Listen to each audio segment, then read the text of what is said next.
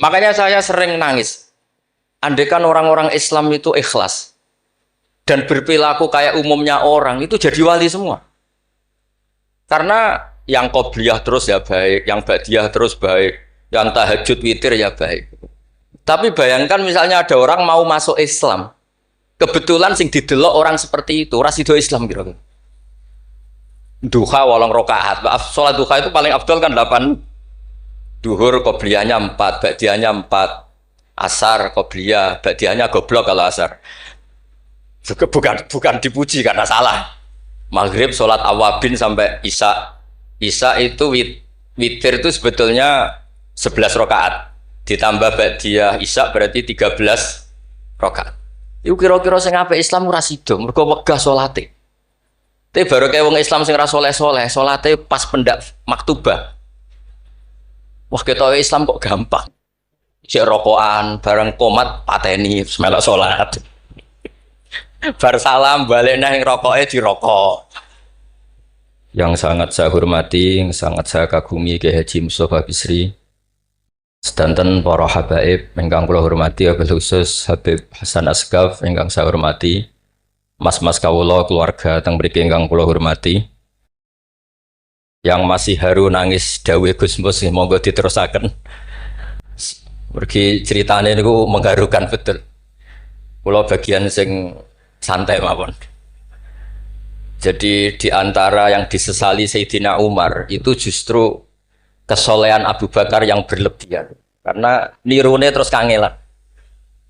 Terus kula mau ngertos niki kelakuane Mas Amak, Mas Aziz soleh pas-pasan supaya anaknya lebih ringan itu jadi nirunya lebih ringan.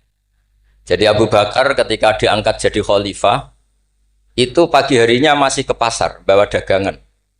Ditanya beberapa sahabat, kamu mau kemana? Ya mau ke pasar. Ngapain itu? Ya cari rezeki untuk keluarga kami. Terus, beberapa sahabat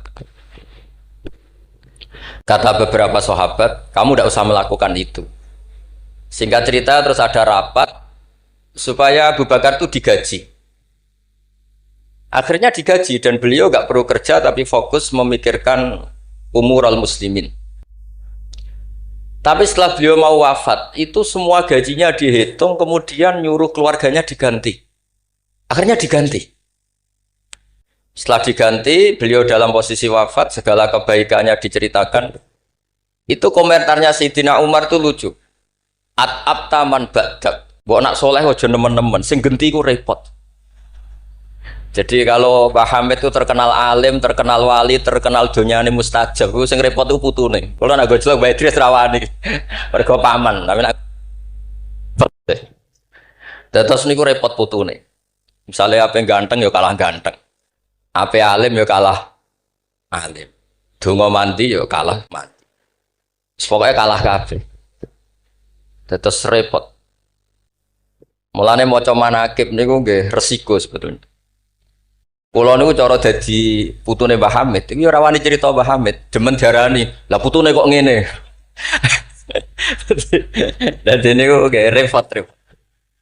Terus nak Gus Ipul mun nyerah mbek kula pun buat nyerah Gus dadi wali, mun kepengine wali kota mawon. Niku mun cocokan kalian kula pas kawine napa nikahe Mas Aziz. Terus babai wali tadi dekne frustasi mun frustasi. Buatan kepengen dadi wali kados babai tapi terus kepengen dadi wali kota. Itu kalau gak tawaduk ya frustasi memang. Kalau gak tawaduk ya frustasi. Tapi bagus lah. Karena ciri utama wali itu ngurusi amror ra'iyah, urusan apa? Rakyat. Jadi itu wali betulan maupun wali kota itu ada titik samanya. Yaitu sama-sama memikirkan urusan apa? Rakyat. Bedanya yang wali betulan digaji Allah, yang wali ini digaji negara, itu saja bedanya. Tapi sama-sama ihtimam bi umuril muslimin, sama-sama serius mengurus urusannya orang-orang Islam. Saya kalau tadi saya memang menyiapkan materi yang ilmiah karena saya punya naskah nadzumanipun Sulam Taufik yang dinadzumkan Mbah Hamid, nanti saya terangkan. Tapi karena merujuk dawuhipun Mbah Mus, Mbah Hamid itu sepupu sama mbah saya, sama-sama lahir di rumah di Lasem di Al-Fakhriyah. Memang mulai dulu terkenal wali, mulai kecil. Tapi saya akan cerita dari sisi keilmuan beliau. Beliau lama sekali ngaji di Mbah Khalil Harun, jadi mertuanya Ki Bisri. Tapi lebih lama lagi ngaji di Mbah Dimyati. Mbah Dimyati itu 12 tahun. Sampai dapat julukan Abdul Juman. Juman itu satu nadzuman ilmu balaghah yang paling sulit. Jadi balaghah itu ada karangan Mustafa Al-Hulayaini, itu yang bentuk nasar itu masih gampang lah. Ada Jauharul Maknun itu masih gampang. Setidaknya bisa dianggap gampang. Kalau nggak gampang ya dianggap gampang. Tapi yang paling susah itu Juman. Saking susahnya itu nggak ada yang bisa nyarai. Akhirnya mu'alifnya nyarai sendiri. Itu namanya kitab Ukutul Juman. Jadi didol gak payu, akhirnya dipayoni mu'alifnya sendiri. Karena kaidahnya sudah ruwet. Dan itu diantara keahlian beliau memang tentang Juman. Seperti yang diceritakan Gus Mus tadi, diceritakan Mbah Mus tadi. Kalau orang ahli balaghah itu mengutarakan sesuatu itu indah. Itu yang dimulai para ulama-ulama dulu. Tapi ya resikonya kalau sudah menghujat, itu ya sejelek-jeleknya. Itu orang Arab itu kalau sudah benci seseorang dan membayangkan wajahnya jelek, itu orang Arab kalau bilang itu kabak roten nakarot hadi. Jadi wes koyok tletong garing sing dicucuki pitik. Wong tletong garing wes elek ijek dicucuki napa? Pitik. Jadi orang Arab itu memang ahli balaghah. Jadi kalau muji ya sundel langit, nak menjatuhkan juga sejatuh-jatuh. Dan itu ada ilmunya. Sehingga orang Arab itu misalnya muji orang baik, berperilaku gimana kalau kamu hubungan dengan orang sekitar Anda. Itu unik cara berpikir orang Arab. Karimun mata amdahu wal waro ma'i wa idza malum tuhu wahdi. Kalau saya kenal kiai, kalau saya kenal habib atau kenal orang alim, itu orang-orang mulia. Orang mulia itu cara memperlakukan gimana? Karimun mata amdahu, mesti amdahu wal waro. Sekali saya muji dia, pasti saya puji bareng-bareng orang banyak. Tapi wa idza malum tuhu wahdi, ketika saya kurang berkenan atau agak ngeritik, pasti saya kritik sendiri. Akhirnya itu jadi pola sosial yang sampai sekarang itu menopang Indonesia. Indonesia itu begitu mencintai Pak Karno, Pak Hatta, mencintai para pendiri bangsa ini. Dan ketika mencintai itu diungkapkan secara publik. Dan ketika ada tidak cocoknya, misalnya ya apalah namanya orang kan ada tidak cocoknya, ya dimpet dewe. Jadi rodok-rodok buku sundupan kira-kira gitu karena memang itu etika yang benar. Jadi karimun mata amdahu wal waro ma'i wa idza malum tuhu wahdi. Orang mulia itu orang yang kayak apa? Orang yang ketika baik atau ketika kami puji, akan saya puji secara publik, secara massal, secara masif. Wa idza malum tuhu wahdi. Dan ketika saya kurang berkenan atau agak ngeritik, maka akan saya kritik sendiri.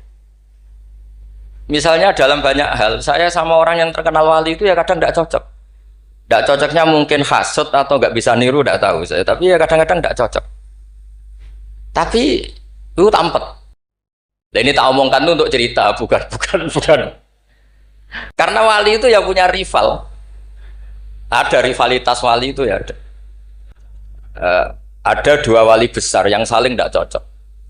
Satu itu wali kalau sakit itu waduh, pokoknya sakit.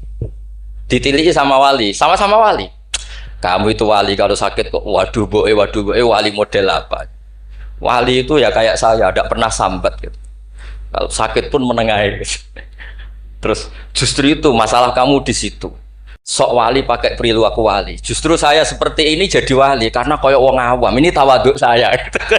Jadi ini dua wali besar. Gocol-gocol kan. Maka kalau ada orang muni waduh aduh anggapnya wali yang sedang tawaduk meniru orang awam gitu. Atau memang awam betul. Jadi wali itu ya gocol-gocol kan. Ya saling tidak cocok. Maka masyhur dalam cerita Abu Yazid Al-Bustami, itu beliau GR sama Allah sampai tanya, ya Allah yang setingkat dengan saya itu siapa? Itu dijawab yang tidur dekat kamu itu, satu kamar tidur terus, hanya sholat fardu dia bangun. Padahal Abu Yazid itu tahajud, witir, apa saja dilakukan. Tanya sama Allah, kenapa ya Allah? Kamu itu ibadah serius sama saya itu kayak nganggap saya gimana gitu. Kalau kamu udah ibadah kayak mesti saya hukum. Kalau ini tidak, nganggap saya itu baik, terus ditinggal tidur. Jadi Saya ini agak ya kalau ya tadi ingin jadi wali yang jalur-jalur gitulah, yang kayak gitu itu. Ya jalur-jalur gitu lah. Ini bisa ditiru tapi kayaknya yang sudah dikasih saya itu jadi tidak semuanya bisa niru. Karena wali ilmu itu beda, harus menjaga konstitusi ilmu. Jabir bin Abdullah itu tahu pakaian kalau orang sholat seperti ini, pakai gamis yang terhormat, pakai baju yang sangat-sangat terhormat.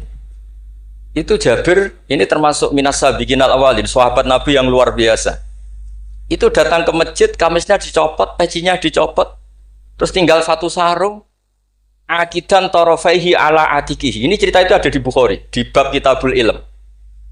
Zaman kalau tentang saya berarti tentang Bukhari, karena ini ada di kitab Bukhari. Kalau nggak percaya dicek, kalau nggak ketemu berarti tidak pernah mutolaah, bukan salah saya. Semuanya ditanggalkan kecuali sarung satu, terus akidan torofai izarihi ala atikihi, ditangkang begini aja.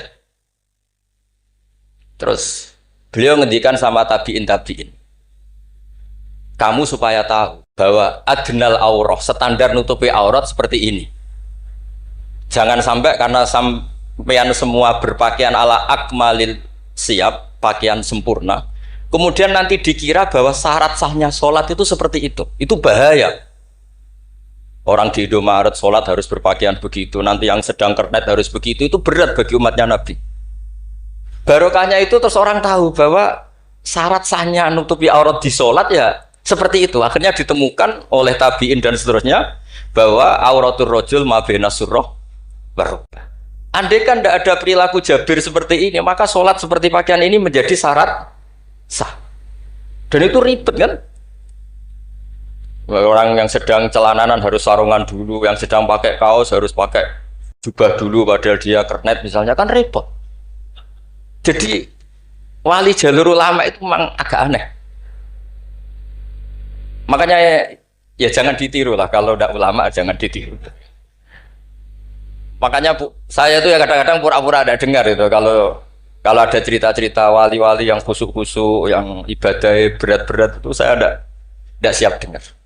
Saya lebih siap dengar begini, Mu'ad itu ngimami sholat, bacanya kepanjangan. Alhamdulillah ditegur Nabi, kalau ngimami jangan panjang-panjang. Itu saja yang saya hafalin yang model gitu. Andai kan Nabi hidup di zaman akhir, nggak perlu negur karena sudah kulhu semua. Berarti sampean kulhu rencana Nabi gitu, karena sudah ada panjang-panjang. Tapi yang menjadi ditegur mungkin kok jadinya kulhu itu, kulhu terus itu. Jadi sebetulnya untuk menjadi wali itu ada banyak hal. Ada wali penjaga konstitusi ilmu.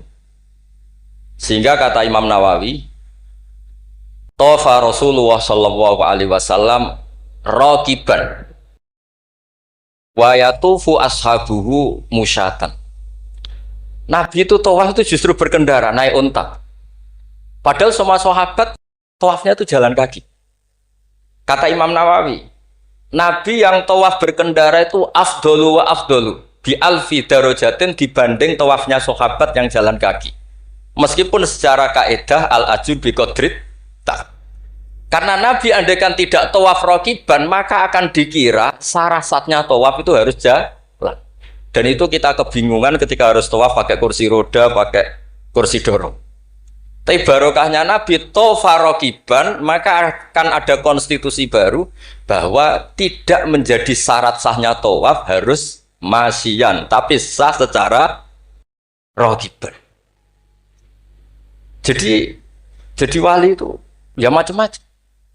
Sehingga kitab Sulam Taufik yang dikarang oleh Habib Alim Al-Alamah Abdullah bin Husain bin Thohir itu dikarang seorang Habib Alim Alamah wali abdal. Tapi ketika ngarang fikih itu diantara yang ditersangkakan itu apa? Ijabu malam yajib, mewajibkan sesuatu yang tidak wajib. Saya ini didian Mbah Maimun, didian bapak. Kalau Mbah Mun ngeluh gitu. Aku sakjane ya kepengen hak santriku tirakat terus apalah. Tapi tirakat itu gak wajib. Engko nak ijabu malam yajib ra aku dosa. Akhirnya keterusan kono mboten tak tirakat. Jadi bagi yang tidak tirakat anggap aja nglakoni apa? Tidak boleh mewajibkan sesuatu yang tidak wajib. Sampeyan ndak boleh bilang santriku wajib puasa Senin Kamis. Wong jare kitab sunat kok arani wajib. Tapi resikonya nanti santri merata puasa Senin Kamis, mereka mbok arani sunat terus. Resiko mana? Tapi apapun itu ini ilmu. Sehingga kata Ibnu Hajar Al-Asqalani, dan ini kebetulan banyak yang niru, tapi kita cukup punya argumentasi untuk tidak niru. Nabi itu sama sih ingat dawe Mbah Mun. Wong lakoni kitab ya aja nemen-nemen. Nak nemen-nemen kok kowe ya kaya wong-wong iku. Gak berusaha sebut lah, ini sensitif. Ngomong iku siapa kamu tahu. Nabi itu kalau habis sholat, karena Rasulullah Shallallahu Alaihi Wasallam idan sorofa min sholatihi akbala alal hadirin atau alal musallin. Jadi Nabi setelah sholat, kalau beliau menghadap kiblat, setelah itu menghadap kemana? Ke timur, karena akbala alal hadirin. Tapi para syurrahul hadis, para syurrahul Bukhari itu menafsirkan itu tidak harus menghadap ke timur. Itu adalah bentuk maklumat dari Nabi bahwa imam setelah sholatnya selesai harus mengatakan sesuatu atau melakukan sesuatu apa saja untuk memaklumatkan kalau sholatnya sudah apa? Selesai. Kenapa itu harus demikian? Kata Imam Bukhari, kata Surahul Bukhari, orang itu berjalan 3 kilo, 7 kilo demi menangi Nabi itu jadi makmum. Bayangkan kalau Nabi tetap menghadap kiblat dengan posisi kayak tawarruk, lungguh tahiyat akhir, nanti Nabi dikira masih sholat. Dan kalau orang itu takbir Allahu Akbar terus ikut duduk, sholatnya sah apa tidak sah? Tidak sah, karena dia menggantungkan sholat dengan orang yang sudah tidak sholat. Itu bahaya, secara fikih seperti itu udah kebahaya. Karena irtibatus sholat biman laisa fi sholat, dan dia menggantungkan sholat dengan orang yang sudah tidak sholat. Dan itu secara fikih bahaya, maksudnya bahaya dianggap gak sah. Untuk memaklumatkan itu maka Nabi menghadap ke timur kalau dalam konteks Indonesia, supaya mereka tahu kalau Nabi sudah tidak sholat. Nah, Kiai Jawa pinter, penggantinya kalau madhep timur kok sawangane apa ngandani, akhirnya madhep ngalor. Ini sudah kompromi politik, ini sudah ada ngadep netan tapi madhep ngalor. Ada yang nggak madem ngetan, nggak madem ngalor, tapi ngomong astagfirullahaladzim, astagfirullah. Sementing jangan tunjukkan dengan rokokan. Nah, itu nggak boleh. Jadi makanya nggak boleh membuang ilmunya ulama. Karena dengan penjelasan seperti itu sebenarnya yang paling pokok adalah pemakluman bahwa sholat ini sudah selesai, sehingga yang datang tidak menjadi makmum.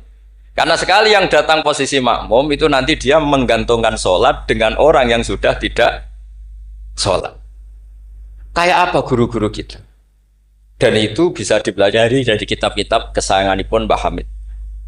Saya dengan beliau kalau pakai keluarga, beliau sepupu mbah saya. Kalau pakai sanad guru ya misalnya saya sering ngaji sekali sama Mbah Maimun. Mbah Mun bisa lewat Mbah Zubair. Mbah Zubair dulu ngaji Kiai Fakih Mas Kumambang yang di Gresik itu. Kiai Fakih ini ngaji sama Kiai Mahfud Termas. Berarti saya kelima. Kalau Mbah Hamid misalnya ini Gus Sama, Mbah Idris, Mbah Hamid, Mbah Dimyati. Mbah Dimyati itu adik kandungnya Kiai Mahfud Termas, juga muridnya. Jadi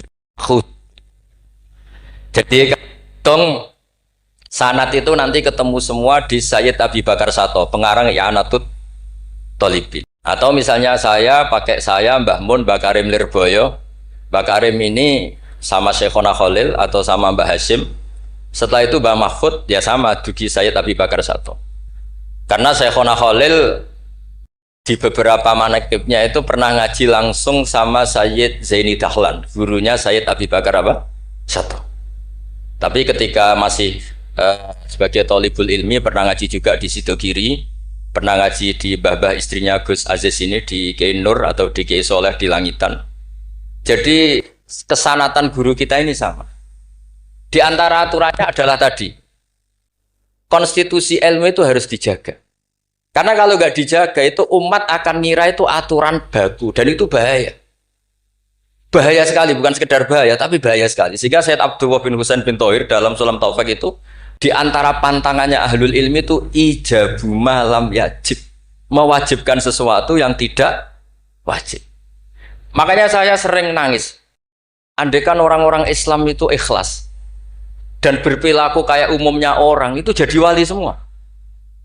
Karena yang qobliyah terus ya baik, yang ba'diyah terus baik, yang tahajud witir ya baik. Tapi bayangkan misalnya ada orang mau masuk Islam, kebetulan sing didelok orang seperti itu, ora sida Islam kira-kira. Duha 8 rakaat. Salat duha itu paling afdal kan 8. Duhur qobliyahnya 4, ba'diyahnya 4. Asar qobliyah, ba'diyahnya goblok kalau asar. Bukan dipuji karena salah. Maghrib salat awabin sampai isya. Isya itu witir itu sebetulnya 11 rakaat. Ditambah ba'diyah isya berarti 13 rakaat. Iku kira-kira sing apik Islam ora sida, mergo wegah salate. Tapi baru kayak wong Islam sing ra saleh-saleh, salate pas pendak maktubah. Wah ketoke Islam kok gampang. Jek rokokan, bareng komat pateni melok salat. Bar salam balik nang rokoke dirokok. Ya sudah gitu sampai mati gitu. Kok penak, ternyata Islam itu tidak berat. Itu juga ada sanadnya. Ada seorang Arabi tanya, ya Rasulullah Islam itu apa? Khamsu sholawatin. Terus dia tanya, hal alayya ghairuha ya Rasulullah? Qala la illa anta tawwa. Gak isiku tok pas. Sampai 5 rukun Islam dijawab. Dan si Bedui ini bilang apa? Wallahi la azidu ala dzalika wala angkus. Saya demi Allah, tidak akan saya kurangi, tidak akan saya tambahi. Pas ya Rasulullah. Tapi ini Islamnya Bedui loh, sama nak niru nggih monggo. Tapi apa kata Nabi? Man sarrahu ayyam dzura ila ahlil jannah falyangdzur ila hadza. Siapa yang suka melihat ahli surga, lihat orang ini. Orang yang sudah bersumpah tidak akan menambah ibadahnya sama sekali. Kamu tidak boleh niru itu. Tidak usah saya larang juga sudah sebagian begitu. Tapi itu barokahnya luar biasa. Di kitab Majmu' sarahnya Muhadzab itu. Setiap ada ulama yang mengatakan witir itu wajib. Ada juga ulama yang mengatakan witir itu wajib. Itu langsung wa hadza batilun li hadisil a'rabi. Pendapat itu jelas salah li hadisil a'rabi. Karena ada hadis A'rabi jelas tanya Nabi, hal alayya ghairuha ya Rasulullah? Di luar 5 waktu itu apa ada yang wajib? Qala la. Jadi barokahnya Dwi ini. Setiap ada ide witir wajib, tahajud wajib, pernah ada ide-ide itu ya ada. Itu langsung wahada batilun bi hadisil. Ketika era Imam Malik, beliau mengarang Muwatta. Ini sebagai bentuk penghormatan saya sama Mbah Hamid. Karena kalau beliau terkenal wali itu udah usah saya perkenalkan. Saya akan mengikuti Mbah Mus tadi. Sisi betapa beliau seorang alim alama, seorang ahli balaghah. Nanti saya baca, saya juga bawa manaqibnya beliau. Ketika Imam Malik mengarang Muwatta, itu di teks Muwatta itu ada kalimat begini. Ghuslul Jum'ati, ada yang baca Ghuslul Jum'ati wajibun ala kulli muhtalimin. Mandi Jumat itu wajib bagi setiap yang sudah akil balik. Al-witru haqqun wajibun ala kulli muslimin. Itu Imam Malik langsung nyusuli. Laisa huwa kama tarawna. Makna wajib di situ bukan seperti yang kamu bayangkan. Jadi tidak wajib kalau ditinggal nggak mandi terus nggak apa? Sah. Lagi-lagi jawabannya apa? Li hadisil a'rabi. Nah ini juga harus ada yang menjaga konstitusi seperti ini. Sehingga kata Sayyid Zabidi, pengarang kitab Ithaf itu, kalau kita sampai Ithaf ya hitung saja setelah Mbah Mahfud ini punya abah alim alama namanya Abdullah. Abdullah punya abah alim alama namanya Abdul Mannan. Abdul Mannan ini awaluman lazama Sayyid Zabidi Sohibul Ithaf di Mesir. Jadi Abdul Mannan ini yang ditulis di kedutaan Mesir, orang Indonesia pertama yang sebagai ulama di Mesir. Beliau ngaji mulazamah sama Sohibu Syarhil Ikhya. Gini beliau mulazamah kalian sengarang Ithafus Sadat Al-Muttaqin. Namanya Sayyid Murtado Az-Zabidi. Terus pokoknya sanad Indonesia itu top. Stop pokoknya. Jadi kalau Mbah Hamid ya tinggal gitu saja. Mbah Hamid, Mbah Dimyati, Mbah Mahfud, Mbah Abdullah, Mbah Abdul Manan, terus ke Syarihul Ikhya Sayyid Murtado siapa? Az-Zabidi. Itu kata Sayyid Murtado Az-Zabidi ketika muji tadi. Muji ilmu. Saya ulang lagi apa? Muji apa? Konstitusi ini harus dijaga. Apapun tidak cocoknya kita. Kadang-kadang kita sebagai orang alim itu kan Kalau seneng tirakat, santrinya wajib tirakat. Sira seneng tirakat, santrinya ora oleh tirakat. Itu tidak boleh seperti itu. Yang seneng nggih monggo, tapi jangan sampai mewajibkan. Yang nggak seneng yo tirakat ben sekali-kali ngelawan nafsunya gitu. Wong kok menuruti. Kalau niku masih ngeten nggih sering tirakat, tapi sampean ra perlu tak kandhani. Kulo ya kepengin ikhlas ora riya dadi. Dadi sampean ra oleh gugat kulo, soal ora tau tirakat. Ya misalnya tirakat ora tak kandhani sampean. Sing jelas termasuk tirakat kulo niku ora diundang wong kang elan kecuali pernah sepuh. Iki nek agak diregani ya kebangetan gitu. Jadi sing ngundang kula ora pernah sepuh ya kebangetan. Enggak tahu diri. Karuan ra oleh dilanggar wae. Di kitab Jam'ul Jawami', di kitab-kitab itu, konstitusi ilmu itu dijaga. Sehingga sekali kitab itu diutarakan orang alim alama. Saya yang merasa utang jasa sama Sayyid Zabidi itu satu. Yang paling saya ingat itu satu. Allahumma sholli ala Sayyidina Muhammad atau ala abdika rasulika Muhammad. Itu beliau mengurai. Wah itu luar biasa. Di antara urainya begini. Nabi Muhammad SAW itu melakukan apa saja termasuk yang paling basyariah itu adalah luar biasa. Asal jangan bayangkan Nabi itu macam-macam kok sampai terus rokokan ada akan. Andai kan Nabi misalnya dahar gedang goreng di depan umum. Nabi itu kalau dahar di depan umum. Itu luar biasa. Kenapa luar biasa? Nabi itu jadi Nabi setelah Nabi Isa yang dituhankan. Sehingga Nabi harus sesering mungkin memperlihatkan al-a'rad al-basariyah. Beliau harus menunjukkan bahwa beliau adalah seorang manusia. Sehingga Nabi dahar itu dengan sampean poso setahun, itu mulya Nabi dahar. Karena sekaligus pembatalan rububiyatun Nabi atau iddi'a'u rububiyatin Nabi. Dengan seperti ini Nabi sama juga memaklumatkan saya ini manusia. Buktinya saya dahar. Kayak apa kalau dibaca secara ilmu?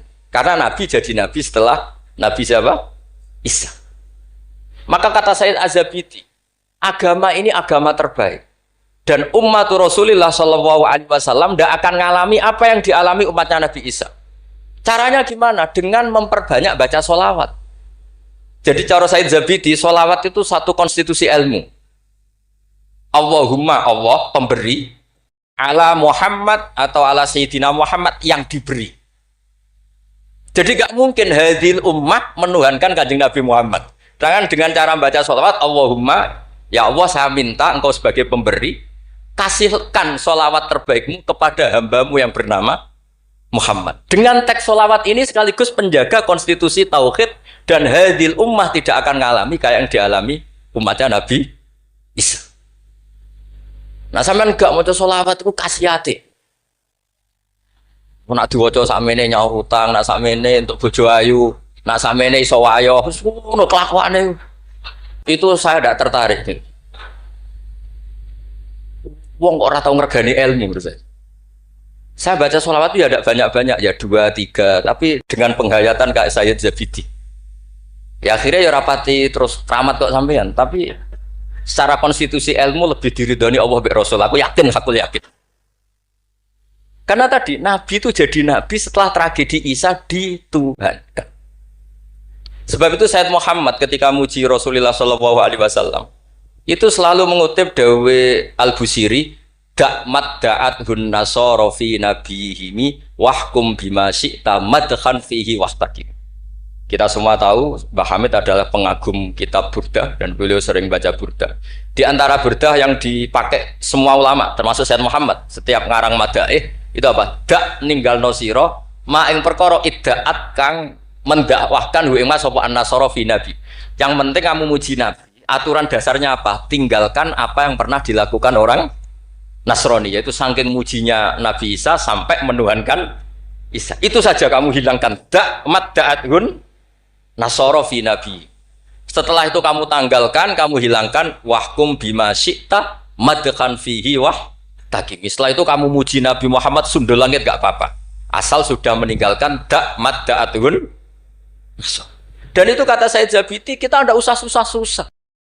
Dengan membaca sholawat itu sudah seperti itu. Karena kamu minta Allahumma ya Rabbi. Berarti Allah posisi pemberi karena Tuhan. Nabi apapun ala qadru, apapun tingginya derajatnya Nabi itu posisi penerima. Sehingga kita muji Allah karena dia Tuhan. Dan muji Nabi sebagai ahabbal khalqi ilallah yang paling berhak mendapat afdholas sholawat minal.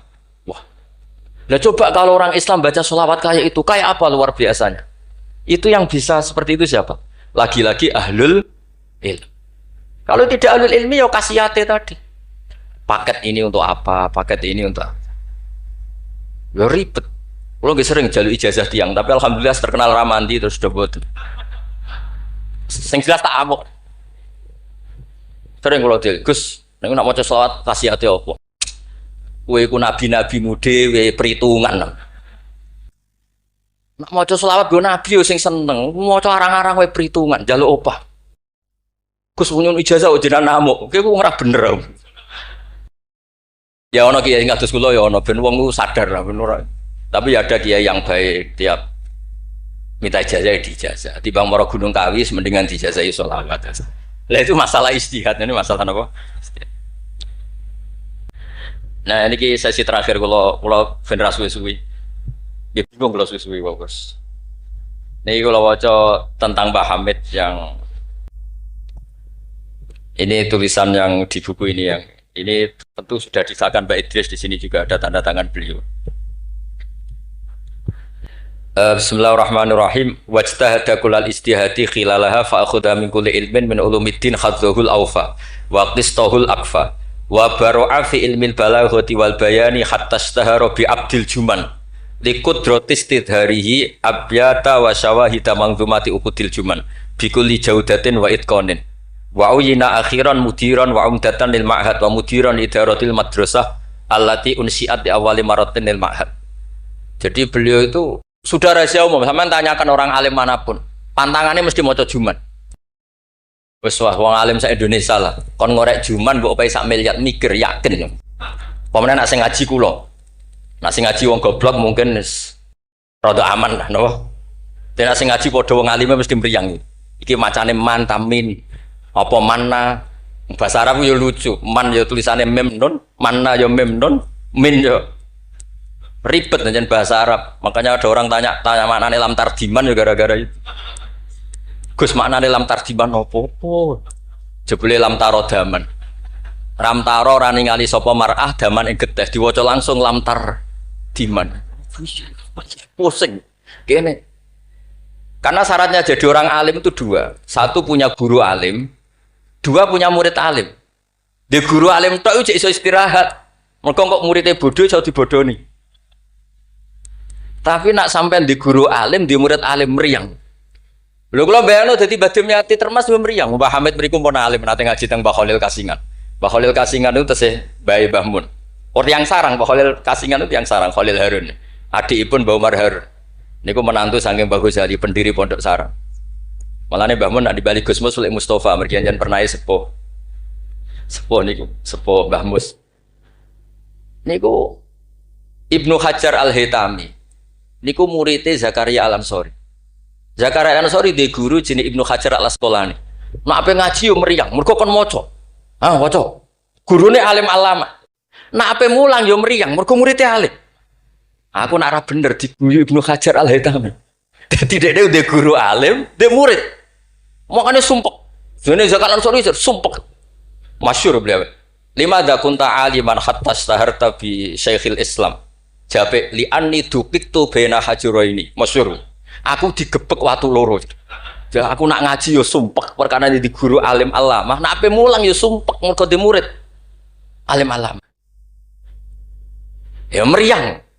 Jadi akhirnya yo nak ngaji yo mutolaah, nak ape mulang yo mutolaah. Mergo muridnya pinter terus. Zaman itu terkenal Ibnu Hajar Al-Haytami, alim alamah. Wong karangane luwih akeh dibanding gurune. Jadi mulane di murid orang alim ya barokah maksudnya sampean gue. Jadi aja men ngeluh murid kok gak alim-alim, iku Allah sudah nyediakan berkah. Kena muridmu alim iku meriang. Mulane sing syukur sing syukur uripku sing syukur ora usah bayangno sing aneh-aneh. Gus kula men di murid sing alim-alim. Allah ndak menyediakan itu. Nah iku nyata, iku ribet. Mulane donga dikira-kira. Donga sekali ra bener iku mari trauma.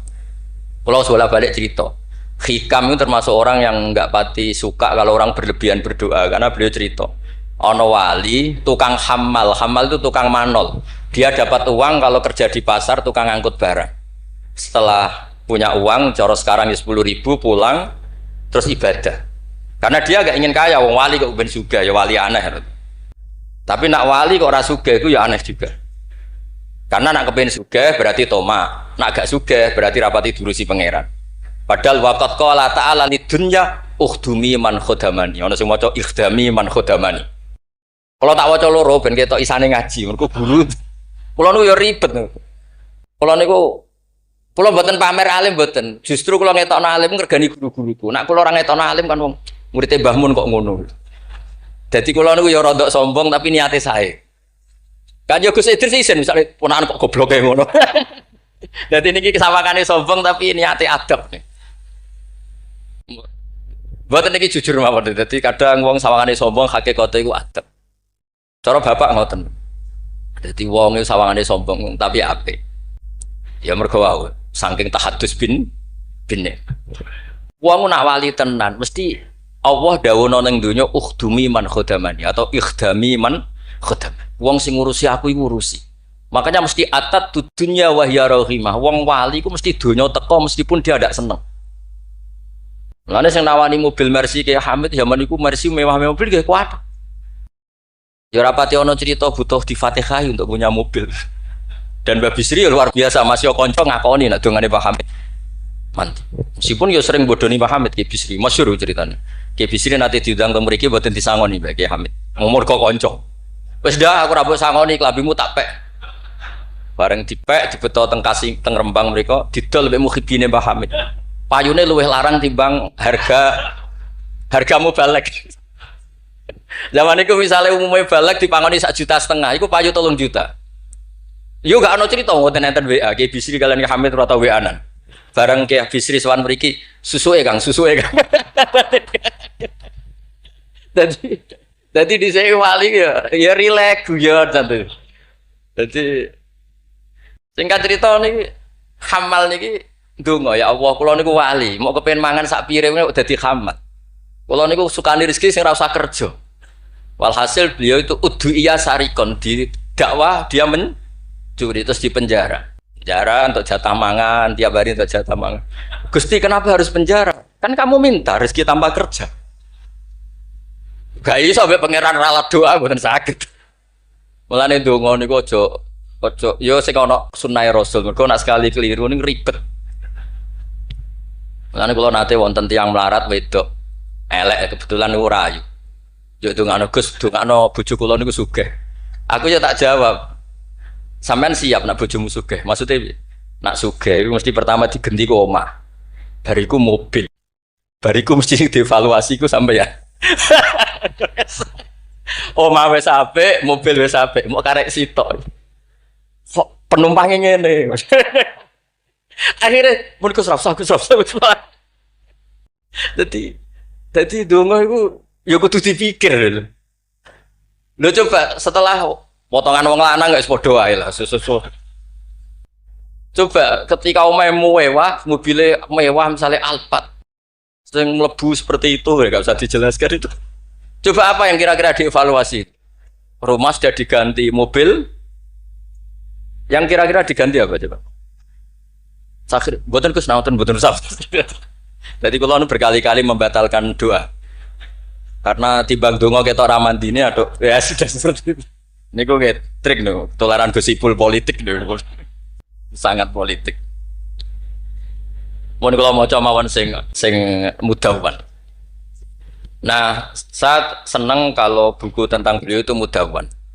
Karena kalau tidak mudawwan itu nanti nasibnya Mbah Hamid kayak les. Al-laitsu afqahu min Malik illa annahu daya'ahu ashabu. Itu dawai Imam Syafi'i. Sebetulnya Imam Les itu lebih alim ketimbang Imam Malik dalam hal fikih. Illa annahu daya'ahu ashabu. Tapi ashabnya Les menyia-nyiakan. Artinya gini, Imam Les itu punya karangan, punya perilaku, tapi sama murid-muridnya tidak didokumentasi. Akhirnya orang tidak tahu lagi Imam Les. Padahal itu rival debatnya Imam Malik. Makanya penting bagi ini ada Gus Sama, ada Mas Aziz supaya mengabadikan tulisan-tulisan Pak Hamid termasuk Nadzuman Sulam Taufik. Karena bikin nadzuman itu tidak gampang. Dari kata nasar, prosa, dinazumkan itu kan butuh keahlian. Karena nadzuman itu harus notnya sama, akhirannya sama. Mengganti kalimat yang prosa itu kan tidak gampang. Ini sudah saya cek karena saya tiap hari juga baca Sulam Taufik. Itu sama sekali nggak ada yang dibuang dari kata aslinya. Kata aslinya yang di Sulam apa? Taufik.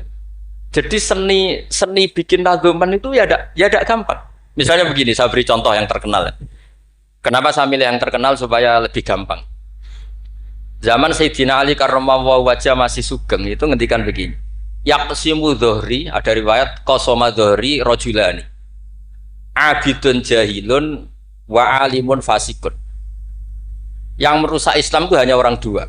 Orang abid tapi bodoh, orang alim tapi fasik. Itu ulama dulu segampang ini membuat padanan itu dan maknanya sama. Fasadun kabirun alimun mutahatiku wa akbaru minhu jahilun mutanassiku. Kerusakan besar kalau ada orang alim yang fasik.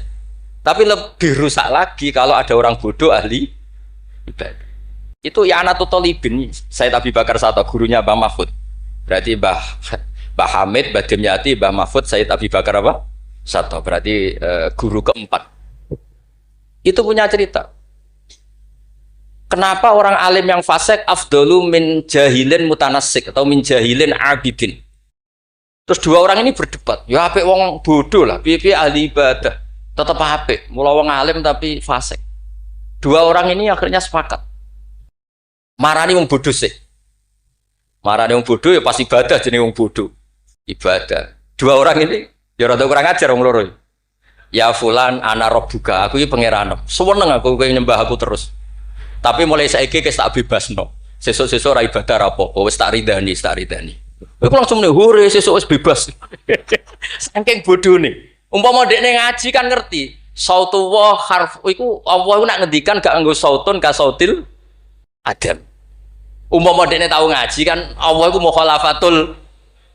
Ora mungkin Allah kok diswara kaya ngono iki ora mungkin. Tapi matur nuwun Gusti, matur nuwun Gusti. Mulai sesuk kula mun mboten salat malih. Menang sing sitok delok bodho. Wis, akhirnya golek wong alim sing fasik. Delok pas mabuk jenenge fasik. Mabuke jenenge masjid bisa. Wong alim piye-piye dhewe bau-bau masjid. Mabuk ning masjid. Seneng sing sitok. Wah, satu-satu berarti mergo sing mau bodho sing sitok mabuk. Seneng sing dia pendapat ya apik wong abid sing bodho timbang alim fasik. Mergo pas mabuk. Oleh muni ya padha kok pager. Ya fulan. Ama tastaqi minni ana rabbuka. Mbok wong diisin to ambek aku iki pangeran ndelok kowe kok amen mabuk. Si wong alim mau masuk mabuk iki jadi sisa-sisa alime. Golek pedang. Ya fulan ulimukal ana rabbak. He fulan tak ulang pangeranku sapa? Ono pangeran kok nyuwara. Dibedhek. Artinya dekne cek memenuhi definisi ilmu nak wa mukhalafatul lil khawatir. Wis mabuk lho cek waras. Ya maksudnya nak iso ya aja bodoh, aja ngono maksudnya nak iso. Tapi ini kalau cerita tentang Mas Sama, tentang Mas Aziz ini mas-mas kula sedanten. Enggak gampang. Jangan kira terus ini hanya nukil, enggak gampang. Dari lafadz apa? Nathar, prosa, kemudian menjadi apa? Nadzuman kayak tadi dari qasama dhuhri rajulani. Terus diganti apa? Fasadun kabirun alimun mutahatiku akbaru minhu jahilun mutanas. Ini saya beri contoh ya. Tak beri contoh. Mari sampean dorang tidak semuanya ngaji Sulam Taufik. Nah, kalau ngaji terus radi ngertos dari teks aslinya. Misalnya begini ya, ini yang hatmun alal mukallafid dukhulu fi dinina ja'a bihi rasulu ma'asubuti fihi bidawami wa akhdhi lazimin la ahkami. Ini kan persis teks di aslinya. Sampean siapapun yang ngaji Sulam Taufik pasti tahu. Terus kada kafis sifati wal af'ali subhanahu an al-sunil juhali. Ini mengganti ta'ala amma yaqulu na'uluwang kabiro. Ursila rahmatan ilal makhluqi turran wal ma'rufu bil masduki. Ini berarti pengganti kata rahmatan lil alamin. Terus ini yang yalzamu kullu muslimin ayyamna'a islamahu wa saunu amma qata'a min qaulin aw fi'lin aw i'tiqadi wa walladhi yatuna birtidati. Ini kan waqad fasya tasahulul kalami fi zamani mukhrijil islami. Itu kan di apa? Di kitab Sulam Taufik memang kalimatnya seperti itu. Wayak suruh ada zaman atas fil kalam begini sampai keluar dari mereka kalamun sing mengeluarkan mereka dari nopo Islam. Terus di sini diganti wakot fasa tasahulul kalami fidaz zaman di mukhrijil islami wala yarona dzaka dzamban fatla angkau nidzakal fi'li kufron asla. Itu kan meskipun kamu hanya dengar itu persis seperti kata nasarnya. Tapi oleh Mbah Hamid digubah, monggo Mbah Firdaus, sedemikian supaya menjadi nadoman yang mudah dihafal. Jadi itu butuh malakah. Nah, kenapa beliau punya malakah itu? Karena ketika ditermas di antara kitab yang beliau kaji itu adalah Uqudul Juman sampai punya gelar Abdul Juman. Jadi saking mulazamahnya kayak kamu kalau suka uang itu kalau orang Arab bilang Abdul Dinar. Makanya Nabi kalau ngeritik Ta'isa Abdul Dinar, Ta'isa Abdul Dirham. Jadi kalau orang menekuni sesuatu itu disebut apa? Abdul. Itu dulu Kiai Hamid ditermas sampai punya gelar Abdul Juman. Saya kira ngoten nggih pun masyhur sedanten. Assalamualaikum warahmatullahi wabarakatuh.